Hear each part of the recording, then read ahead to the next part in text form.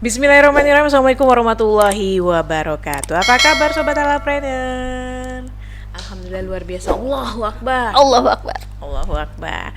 Dari Business Center 3 Bekasi, saya Yoda Mayanti akan menemani Sobat Halapreneur kembali dalam acara Bincang Bisnis. Wah, kita akan tanya-tanya profil leader-leader di HNI ya, tidak cuma Halapreneur aja, tapi juga di luar Halapreneur juga kita akan ajak berbincang untuk mendapatkan inspirasi, motivasi, dan cerita-cerita yang mungkin tidak pernah terdengar ya ketika para leader-leader ini memberikan motivasi di acara-acara SBP, BOS, dan sebagainya. Nah, kita akan kupas tuntas behind story ya. Hari ini kita akan berbincang dengan dokternya HNI. Udah tahu siapa? Udah kebayang ya? Yaitu Dr. Wiwit Wardia. Assalamualaikum warahmatullahi wabarakatuh. Waalaikumsalam warahmatullahi wabarakatuh. Harusnya aku yang tadi salam ya. Karena udah duluan nggak apa-apa. Iya, Dokter Wiwit ini dikenal sebagai dokternya HNI. Bahkan ada hari-hari tertentu beliau ini menerima konsultasi, menerima curhatan ya. Enggak. Oh enggak ya. Kirain jadi Mamah Wiwit ya. Jadi tetap Dokter Wiwit ya, nggak pakai Mamah ya. Dokter Wiwit. Dokter Wiwit ini jadi dokter HNI sudah berapa lama? Berapa lama ya? 2 tahun menjelang 3 tahun. Menjelang 3 tahun. Buka konsultasi di kantor pusat dulu ya. Ya. Sekarang di LO. Leader office. Leader office. Orang-orang nggak tahu nih Dokter Wiwit asli mana sih?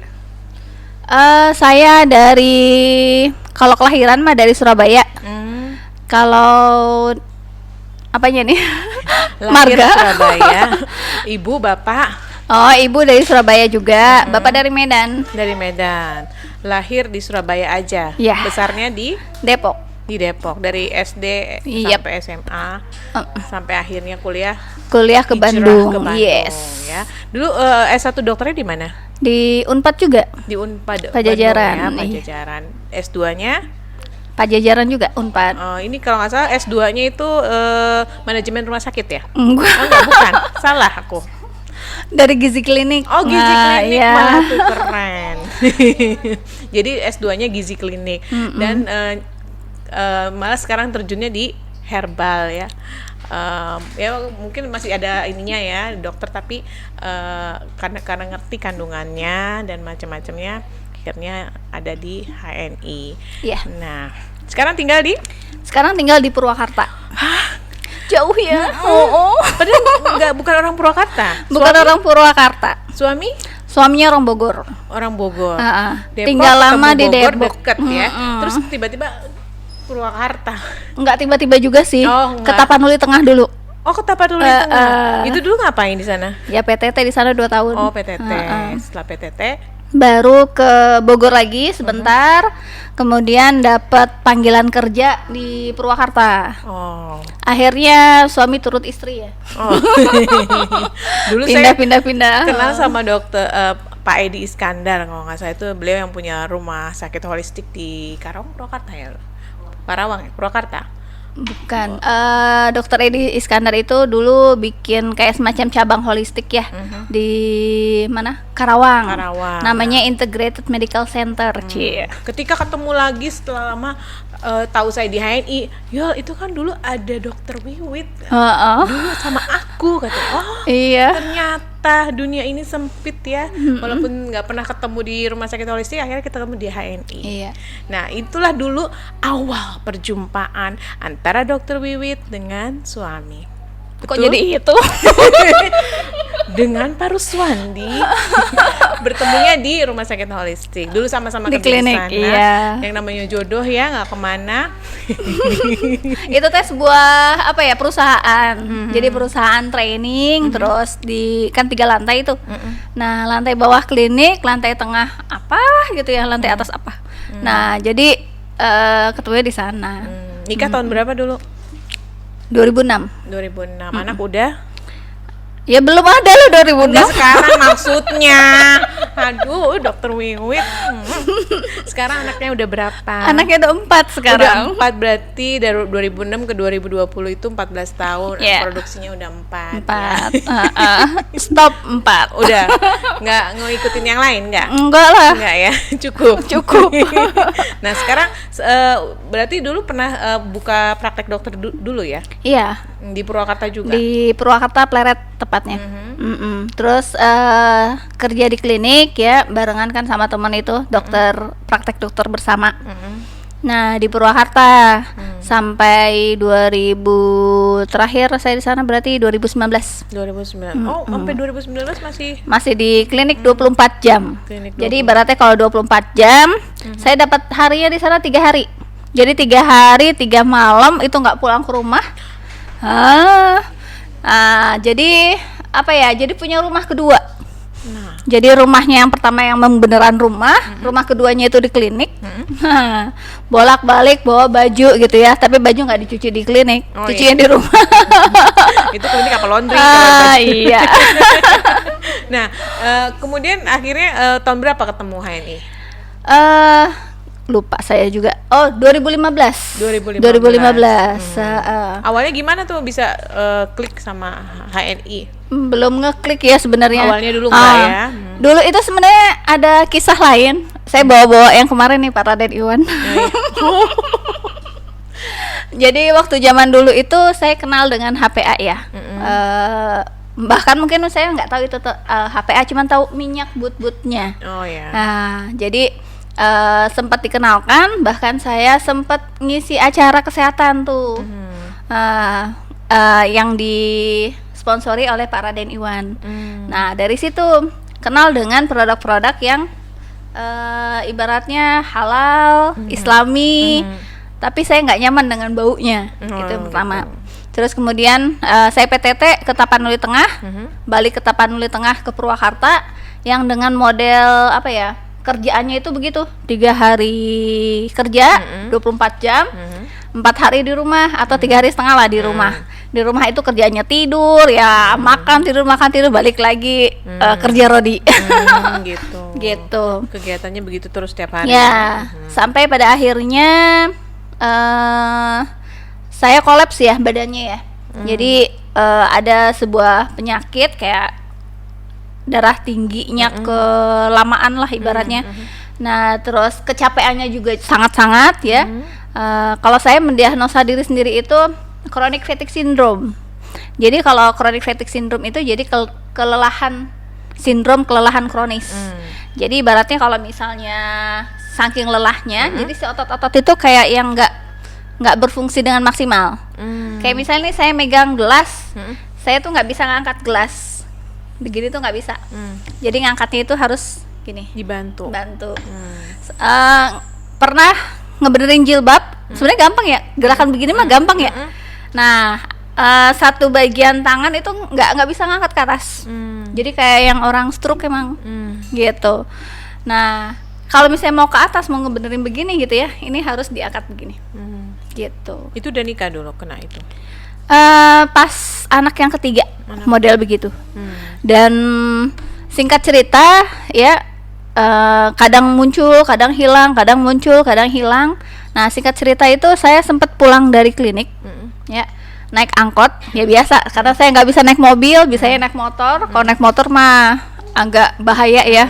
Nggak bisa Nah, akhirnya naik angkot, cuman nggak dijemput tuh sama suami kan bersama anak-anak di rumah, jadi nggak bisa warawiri. Nah, pas di angkot naik biasa, tapi agak berat. Nah, satu kaki bisa naik, yang kaki satu lagi nggak bisa, jadi diangkat. Bayang. Kebayang. Akhirnya apa coba, ngesot di dalam angkot, sampai ditarik sama penumpangnya. Penumpang yang lain. Nah, ibu dari mana kok kayak gini gitu kan, mana suaminya, aduh sedih, mana sedih. Sampai Ya kayak ditarik gitu, sama orang. sampai ditarik. Dan dari situ untung dia nggak tahu ya saya dokter. Itu berapa lama seperti itu? Zaman bahala tuh kalau misalnya pas kejadian ya, itu bisa sekitar 2 minggu lah baru pulih. Kalau kumat, Kalau kambuh kumat, lagi. iya.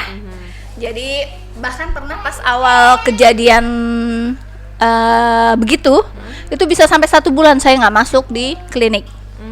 Dan kebayang dong kalau yang namanya dokter itu mirip banget sama buruh. Oh. Iya. Jadi ibarat teman-teman yang mengenal para dokter, jangan dikira dokter itu penuh dengan kayak wah gitu ya. Nah, perjuangannya juga sangat berjuang sekali itu para dokter. Dan mereka diharga kerjanya mereka itu hitungannya jam. Gitu. Kalau untuk dokter umum di klinik 24 jam, saya alhamdulillah kliniknya lumayan banyak pasiennya. Jadi hitungannya segitu teh gitu ya, bisa dikali dengan banyaknya pasien. Jadi 100 sampai 150 pasien satu hari. Jadi kan kebayang satu hari bisa 1,5 juta ya. Kelelahan ya. Yes, karena itulah kelelahan kronis gitu. Nah, akhirnya 1 bulan itu saya nggak bisa ngapa-ngapain, penghasilan ngedrop abis. Nah, dari situlah saya kepikiran, wah nggak bisa nih. Nah, waktu itu belum ketemu tuh yang namanya HNI. Dan udah terlupakan ya waktu itu yang bersama Pak Radin Iwan, nggak kebayang lah ibaratnya dulu mah. Nah, akhirnya suami ketemu sama Pak Jejen. Ya, mentornya Pak Wandi itu Pak Jejen. Dia hanya ke pasar lagi silaturahim, ini saya lagi nyari nih obat buat istri.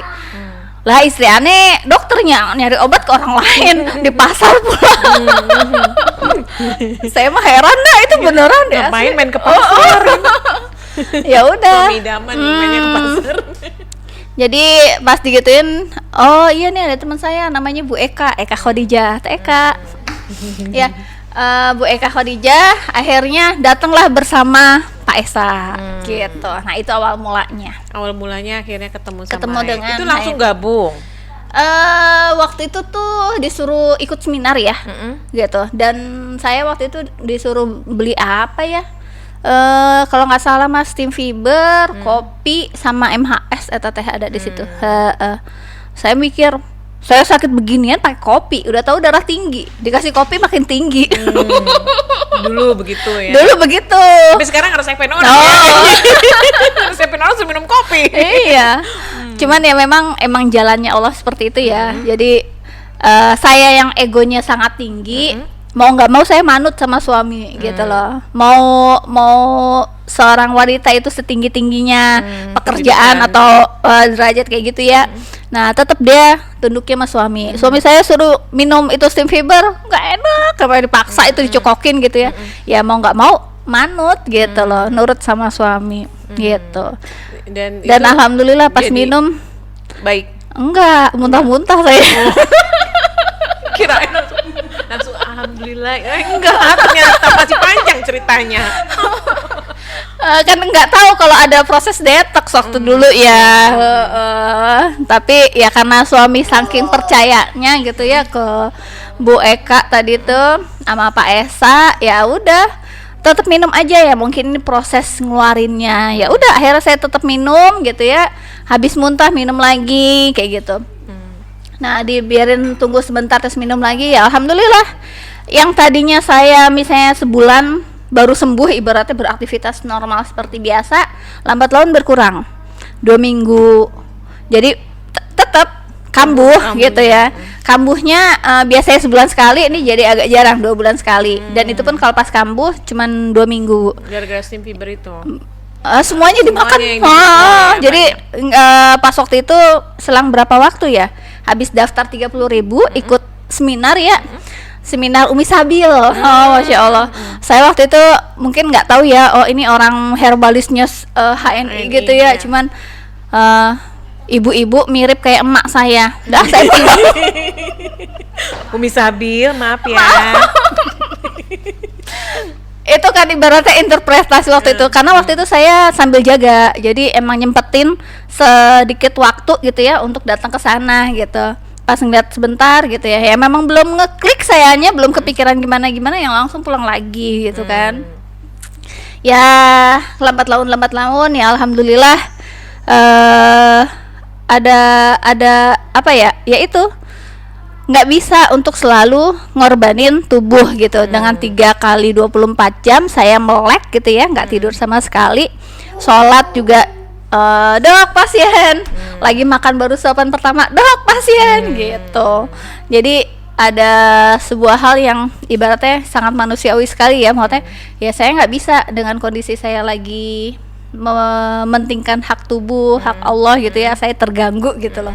Nah itu awal muasal saya agak tergelitik untuk menjalani HNI. Gitu. Dan itu akhirnya kambuhnya makin lama makin ini. Sekarang masih suka kambuh nggak? Alhamdulillah dari 2019 sudah enggak. Udah nggak. Jadi 2015 ke 2019 4 tahun ya.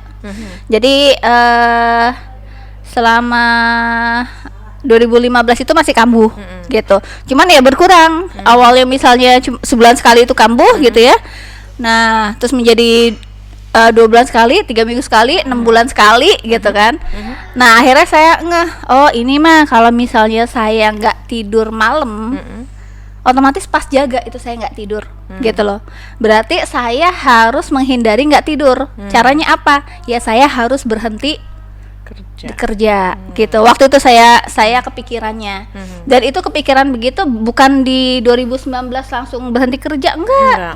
Di 2000 berapa ya nggak begitu paham, cuman HNI suami tuh udah dapat bonus berapa ya, 2 jutaan waktu itu, 2 juta apa 3 juta. Nah saya bilang ya kalau misalnya nih di HNI ayah udah dapat setengahnya aja deh dari dari saya pendapatan di klinik gitu, saya off deh gitu. Ya nggak apa-apa, nggak usah banyak-banyak beli ini beli itu, pokoknya berfoya-foya gitu nggak usah gitu, yang penting seadanya aja deh. Nah dari situ karena kita nggak bisa ngandelin dari 3 kali 24 jam ini, ringsek badan gitu. Dari situ gitu akhirnya ya kesampaian lah iya gajinya Pak Ruswani iya akhirnya berhenti. Nah pas berhenti kita niatin umroh waktu itu. Nah doa deh di umroh, ya Allah semoga penyakit saya nggak pernah kambuh lagi gitu. Nah pulang dari di umroh itu saya sempat masih kambuh gitu pas umroh itu. Umroh tahun berapa itu? 2000 berapa ya, sebelum saya LED dah 2019 juga. 2019 juga ya. LED-nya naik turun berarti. Enggak, alhamdulillah masih dari awal LED masih ini ya.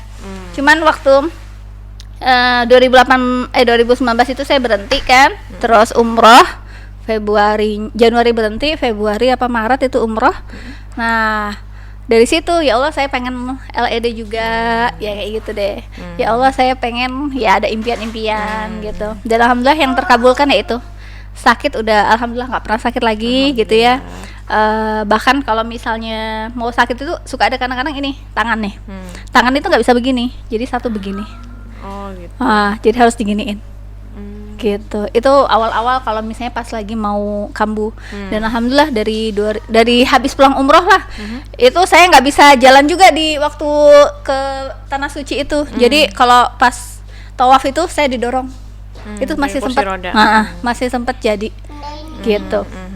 Itu perjalanannya Dokter Wiwit kenapa akhirnya klik di HNI ya. Nah sebelum kita tanya-tanya lagi dengan beliau, jangan lupa untuk subscribe, comment, like, and share-nya ya, biar banyak juga orang yang tahu tentang cerita perjalanan hidupnya Dokter Wiwit dan terinspirasi. Ternyata dari sakit juga bisa sukses di HNI yang akhirnya hijrah lah beliau ya. Nah ini dari dokter di HNI sudah berapa lama?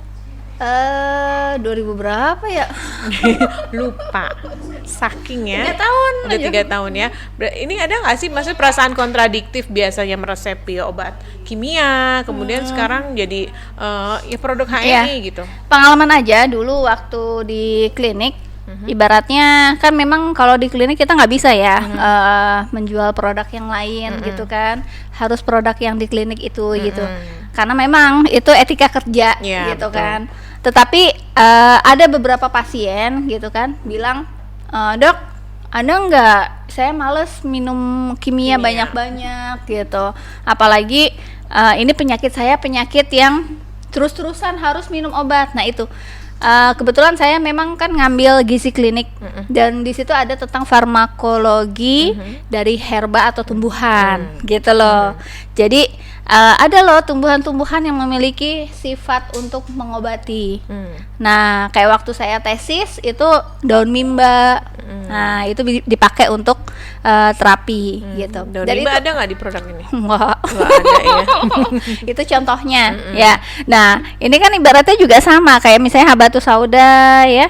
Habatus sauda itu kan satu sisi dalam sunnah juga ada ya. Nah, kemudian ada jurnalnya. Ini pun sudah ada jurnalnya, jurnal kedokterannya ada. Cuman yang jadi masalah itu adalah sebuah perusahaan farmasinya.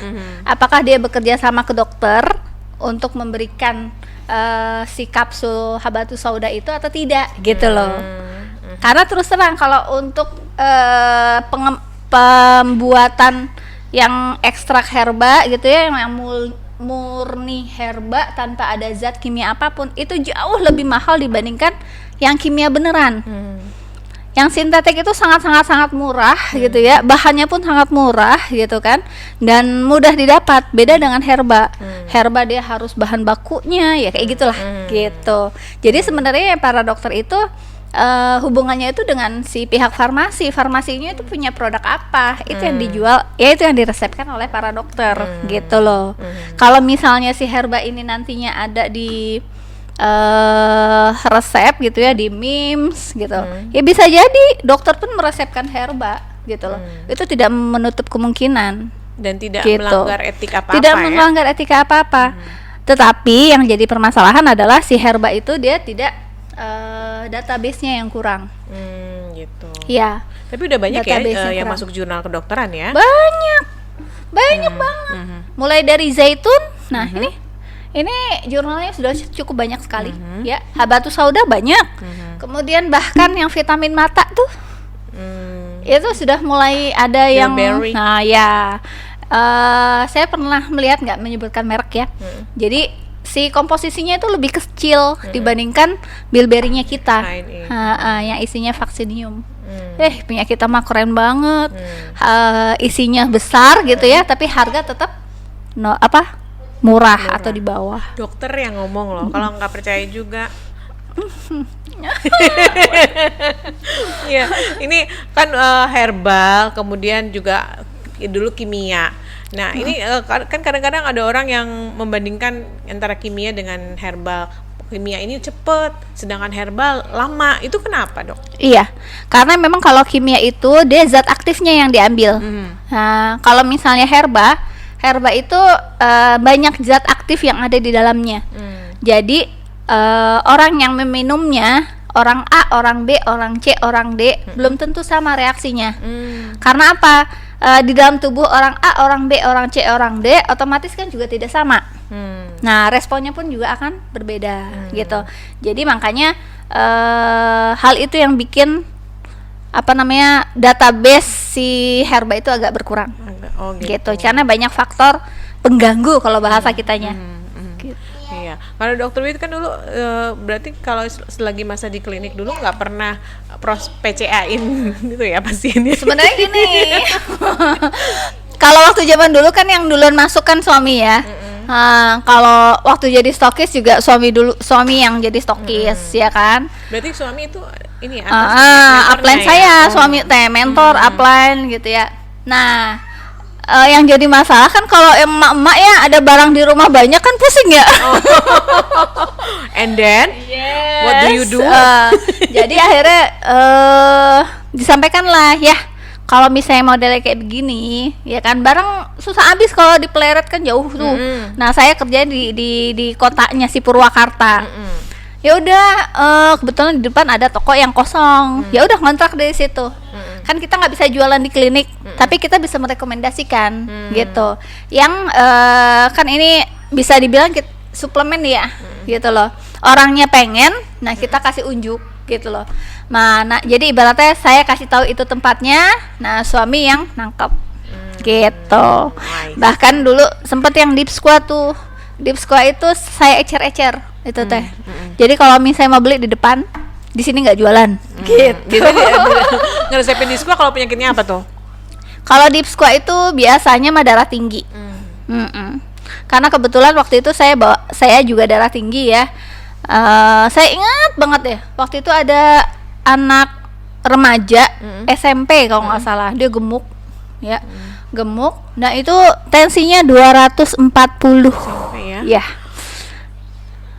Pusing banget tuh. Dan emang dia bilang pusing, Pak gurunya juga, ini anaknya kayak mau pingsan gitu, saya bilangnya sakit kepala gitu. Nah di tensi 240, saya kan karena dia usianya muda, saya juga nggak berani untuk ngasih langsung obat darah tinggi nurunin gitu kan ya. Nah tunggu sebentar 5 menit lagi, terus dicek lagi gitu kan. Pas dicek lagi masih sama 240. Nah itu ibaratnya kita kejar-kejaran tuh. Yang namanya dokter nggak boleh tuh ngebiarin begitu tinggi gitu kan. Cuman kan kita ada riwayat, dia satu sisi masih usia muda, yang kedua dia belum tentu riwayat darah tinggi beneran gitu ya. Jadi kalau dikasih obat darah tinggi tuh ngedrop banget, itu pun bahaya buat dia gitu. Nah akhirnya saya minta persetujuan tuh sama gurunya, Pak ini tinggi banget gitu ya, cuman ini bagusnya sih ke rumah sakit ya. Ini kita mau turunin tensinya, kita pakai yang alami dulu ya, karena kalau misalnya yang ini saya nggak berani, karena di sini alatnya yang banyak yang nggak lengkap lah ibaratnya untuk tindakan preventifnya. Akhirnya saya kasih tuh Dipsqua 4 biji sekali makan gitu. Nah selang 30 menit